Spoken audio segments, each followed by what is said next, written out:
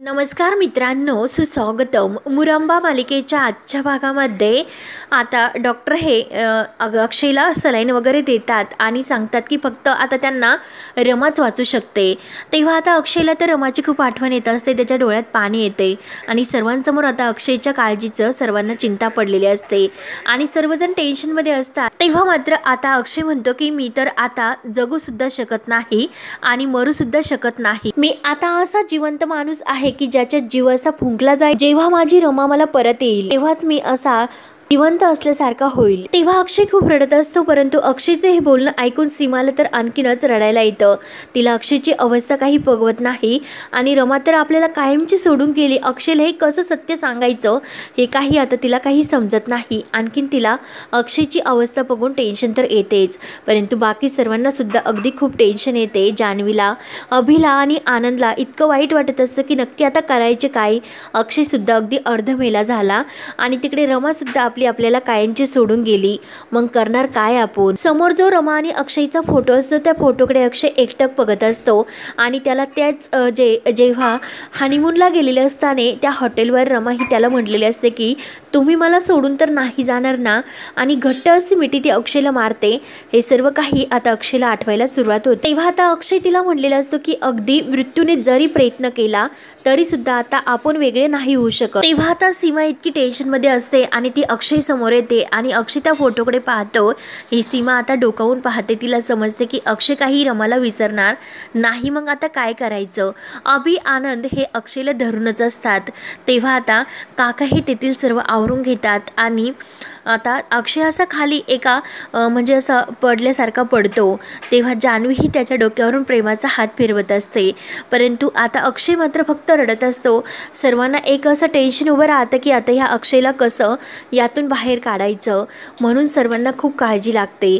त्यानंतर आता सीमा काही न उत्तर देता देता ती विचार करतच अक्षयच्या रूममधून बाहेर येते आणि आता ती दत्त महाराजांच्या मंदिरात ती जायला निघते. तेव्हा आता जवळच एक असं दत्त मंदिर असतं आणि दत्त जयंती असल्यामुळे छान असं ते मंदिर खूप छान असं लायटिंगनी वगैरे सजवलेलं असतं.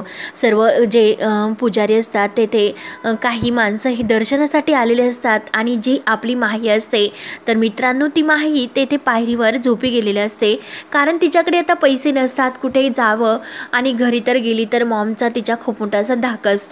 मग आता काय करावं म्हणून ती सुद्धा आता या सीमाची तिची आणि दत्त महाराज भेट घडून देणार असतात. म्हणून इकडे सीमाला सुद्धा एक खूप मोठं आपल्या अक्षयला जगण्यासाठी रमा आली असं वाटणार असतं आणि इकडे माहीला सुद्धा येथे एक राहायला घर मिळणार असतं. म्हणून आता या दोघींची भेट या मंदिरात आपले दत्त महाराज घडवणार असतात. एक खूप मोठा चमत्कार येथे होणार असतो. तेव्हा आता माही तेथे झोपलेली असते अगदी मांडीवर डोकं ठेवून आणि सीमा तेथे थकून अगदी त्या मंदिरामध्ये येते. मंदिराची एक साथ ती घंटा वाजवत असते. आपल्या अक्षयसाठी तिच्या डोळ्यातून कायम अश्रू येत असतात. अगदी थकून गेलेली असते आणि ती दत्त महाराजांना हात जोडते. अरे देवा, माझ्या अक्षयची अवस्था बघतो ना रे तू. अरे देवा, का तू असं केलंस. जर माझी काही चूक होती तर मला शिक्षा द्यायला हवी होती. अरे पण माझ्या अक्षयला तू ही शिक्षा द्यायला नको होती. का त्याने हा वनवास सहन करायचा आणि कधीपर्यंत, आणखीन किती वर्ष आणि किती काळ. देवा काही कर, परंतु माझ्या अक्षयचं आयुष्य सुधार, नाहीतर आता मी तुझ्यासमोर हात जोडले. आयुष्यामध्ये परत कधीही मी तुझ्यासमोर हात नाही जोडणार. तुझ्या मंदिराची एकही पायरी मी नाही चढणार. आणि तेवढ्यात ती माही तेथून उठते आणि परत ती मंदिरात जवळ येते आणि तेथे अगदी आडोशालाच बसते. सीमा ही देवाला म्हणत असते की तू तर रक्षण करता आहे, तारण हरता आहे सगळ्यांचा तू, मग का त्रास तू देतो रे माझ्या अक्षयला. माझ्या अक्षयने कधी कुणाचं वाईट नाही केलं, मग का तू त्याला असा त्रास देतो, का असं छळतोस. आणि ही माही अगदी सीमाच्या मागे येऊन बसलेली असते आणि तीच आपल्या रमाची हमशकल असते. तर सीमा ही देवाला म्हणत असते की अरे माझ्या अक्षयने कधी कुणाचं वाईट सुद्धा चिंतलेलं नाही, तरी सुद्धा त्याच्या नशिबात इतका मोठा त्रास का. मला सांग, कशी मी तुझ्यावर श्रद्धा ठेवू, कशी भक्ती करू. अक्षयचं संपूर्ण आयुष्य आता रमाच्या हातात आहे आणि त्याच रमाला तू निष्ठुरपणे आमच्या हातून निष्ठून घेतलेलं आहे. त्यामुळे देवा तूच आता काहीतरी त्याच्या आयुष्यामध्ये चमत्कार कर आणि जर तू ह्या जगामध्ये असशील, जर तू असेल तर दाखव तुझा चमत्कार काय असेल ते दाखव. त्याच्याशिवाय मी काही ऐकणार नाही. मी तुला देवा सांगून ठेवते की जर तू असं काही केलं नाही तर यापुढे मात्र मी कधीही तुझ्या पुढे नतमस्तक नाही होणार हे लक्षात ठेव. म्हणून सीमा आता जोरजोराने घंटा वाजवायला सुरुवात करते आणि माहीला खूप त्रास होत असतो. ती आपल्या कानामध्ये बोट घालून खूप वैतागते. तेव्हा सीमा आता पूर्णपणे इतकी थकलेली असते आणि खूप रडत असते.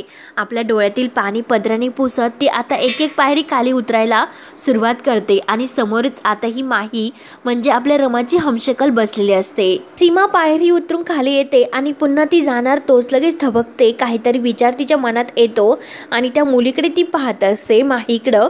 आणि आता माही मात्र तिकडे तोंड करून खाली असं डोकं घालून बसलेले असते. सीमा तिच्या खांद्यावर हात ठेवते आणि काय ग, कोण आहेस ग तू, असं तिला विचारते. आणि अशी का बसलीस ग इथे, काय झालं ग, नाव काय तुझं, असं म्हटल्यानंतर माही जेव्हा मागे आपला चेहरा वळवते आणि सीमाकडे बघत असते तोच लगेच सीमाच्या पायाखालची जमीन हलते आणि सीमाला एक खूप मोठा चमत्कार असं झाला की काय असं वाटतं. तिला धक्का बसतो. ती म्हणते की काय रमा, तर माही ही सीमाकडे एकटक बघत असते. तेव्हा आता सीमाला चक्कर यायला सुरुवात लागते आणि ती खाली पडणार तोच लगेच माही उठते. आंटी आंटी अहो काय झालं, म्हणून सीमाला धरून ती खाली बसवते. माही म्हणते की काय होतंय, काय होतं, एक मिनिट मला सांगाल का तुम्ही. तेव्हा आता ती माही तिच्या हातावर ते जे स्प्रे असतो तो थोडासा टाकते आणि वास घ्यायला सांगते.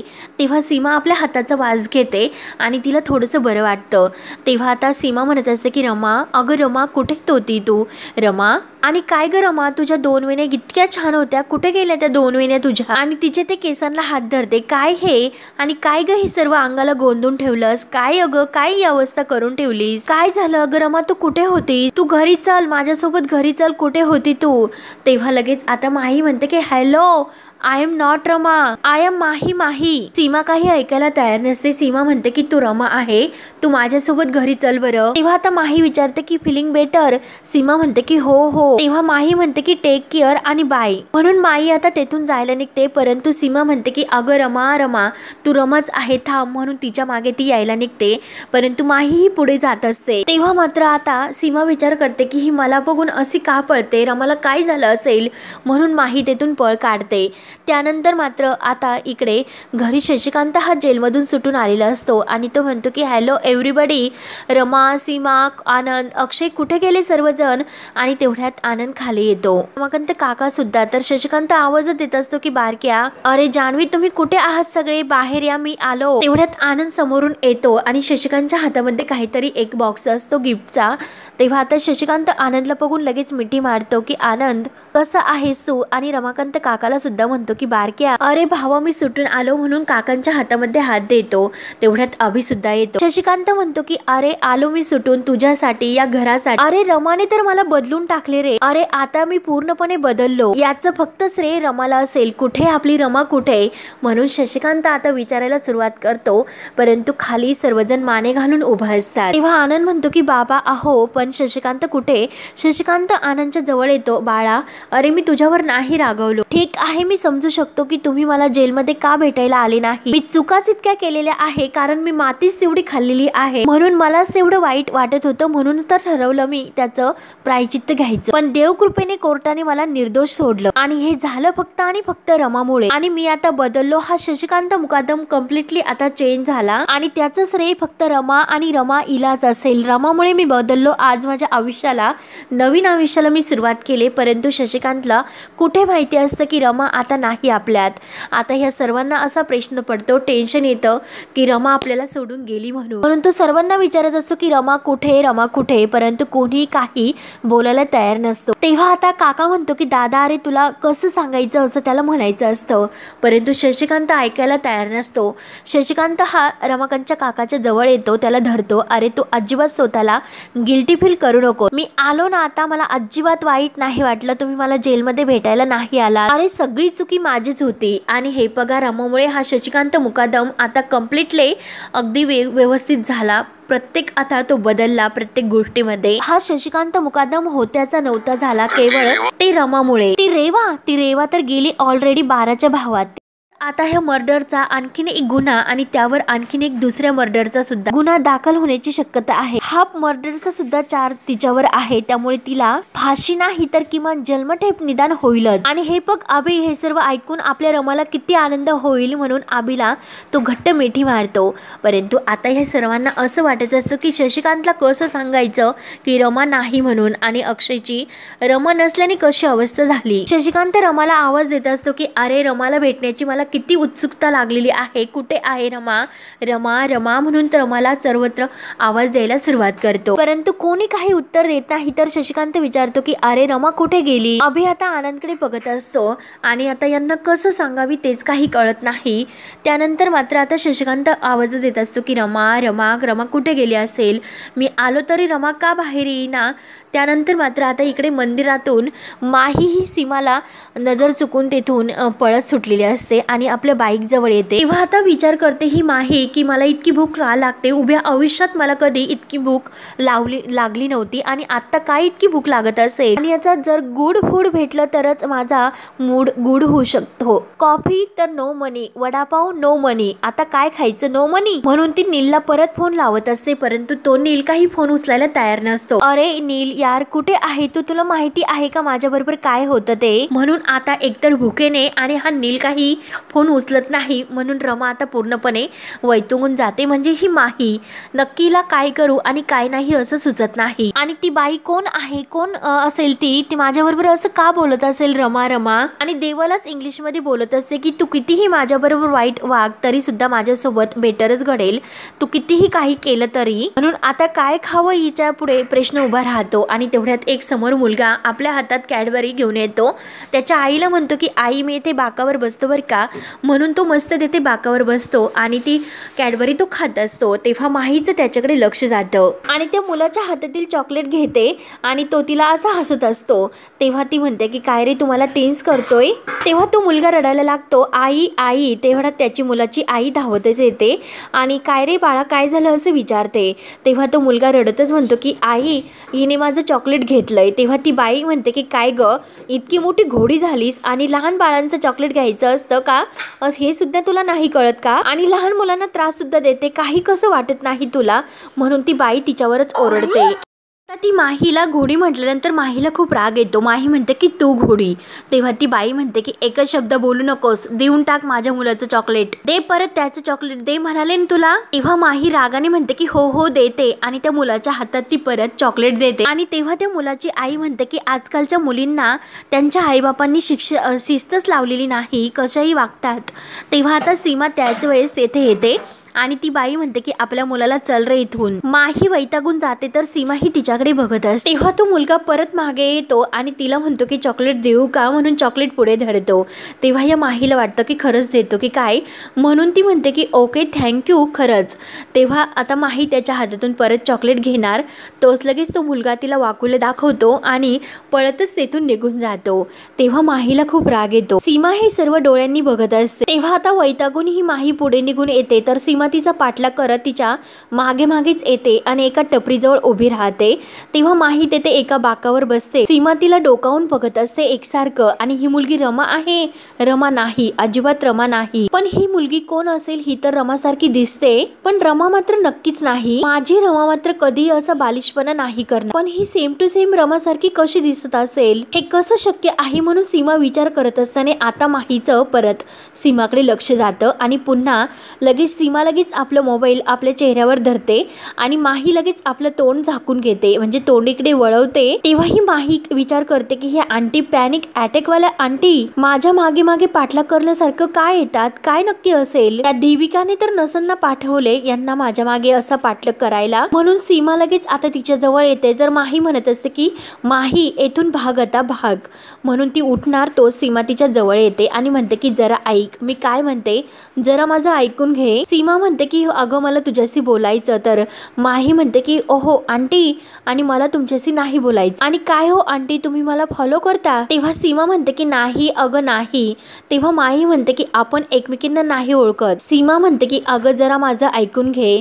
तर माही म्हणत असते की मला तुमच्याशी नाही बोलायचं. तेव्हा सीमा म्हणते की नाही अगं माझं तुझ्याकडे काहीतरी काम आहे, जरा ऐकून घे. तेव्हा माही म्हणते की मी तुमचं कुठलंच काम नाही करू शकत, माझ्याकडे काही नाही. म्हणजे त्या देविकाने माझे म्हणजे तिच्या आईने सर्व कार्ड माझे ब्लॉक केलेत. ना माझं ATM कार्ड चालू आहे, ना माझं फोन पेमेंट सुद्धा मी करू शकते. मी कुठे काही खायला सुद्धा जाऊ शकत नाही. आता मलाच कळत नाही की माझ्या बरोबर हे काय होतं, मी काय करू. एकतर भूक खूप लागली, मला इतकी भूक लागली आणि माझ्याकडे पैसे सुद्धा नाही. इतकी भूक सुद्धा मला कधी लागली नव्हती. तेव्हा सीमा म्हणते की अगं ऐक जरा, मला ते ATM वगैरे पैसे वगैरे काही नको. तर माही म्हणते की तुम्हाला पैसे नकोय मग तरी सुद्धा तुम्ही मला फॉलो का करता? तेव्हा सीमा म्हणते की हे बघ मला वेगळं काहीतरी हवं आहे, म्हणजे खरं तर काही नकोय. तेव्हा माही म्हणते की एक मिनिट, तुम्ही खरंच आता मला खूप कन्फ्युज करता. एकतर तुम्हाला काहीतरी हवंय आणि एकतर तुम्हाला काहीतरी नकोय, राईट? ओके का? मग ह्या दोन्ही मध्ये नक्की काय हवं हे काहीतरी योग्य प्रमाणे ठरवा. खरंच सिरियसली तुम्ही आता खरंच खूप वियर्ड असे वागता आणि वियर्ड वागणारी माणसं मला नाही आवडत. मला त्यांची भीती वाटते, त्यामुळे मी येथे नाही थांबू शकत. मला तुमचं काही एक ऐकायचं नाही. तेव्हा मात्र आता माही तेथून लगेच पळत सुटते आणि पळता पळता मात्र जे काही ते दोन मुलं तिच्या मागे पिछा करत लागलेले असतात,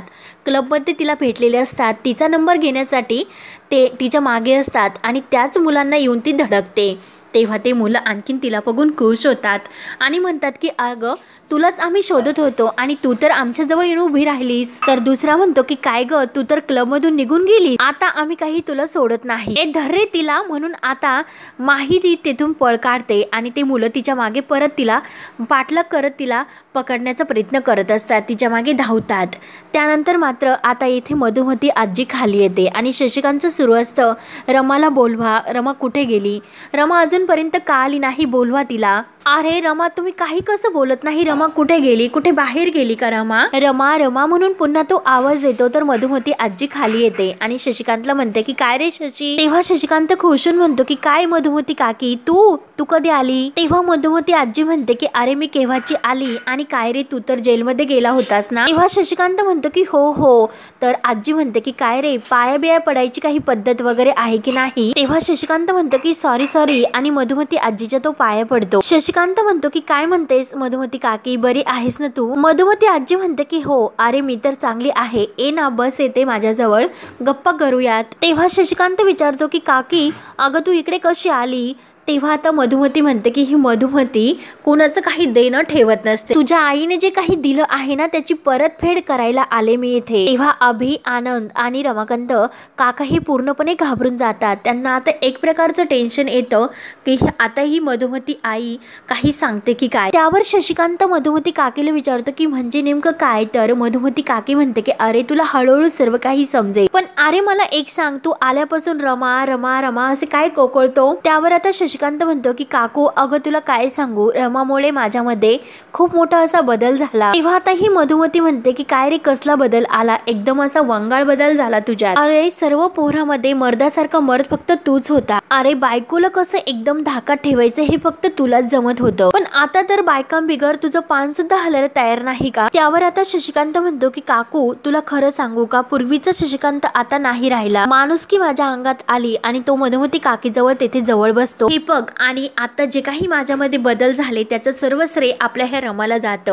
तिला खूप त्रास दिला, तिला कधीही मी अगदी जवळ म्हणजे असं प्रेमाने येऊन दिलं नाही, हाक मारून दिली नाही, कधी तिला सून म्हणून स्वीकारलं नाही, पण तरी सुद्धा ती कायम तिच्या मनामध्ये माझ्याविषयी आदरच होता. अगं हे जे काही मुकादम आहे ना, मुकादमांचं वैभव, मुकादमांची कंपनी, हे सर्व काही आता ही प्रॉपर्टी आपली धुळीच मिळाली असती ते केवळ माझ्यामुळं, पण आम्हाला मात्र रमाने वाचवलं. रमाने मात्र आम्हाला एकत्र केलं, आमच्या चुका आम्हाला दाखवून दिल्या, म्हणून आज आपण या घरात आहोत. हे घर बघते, हे हे वैभव बघते, सर्व काही केवळ या रमामुळे शक्य झाले.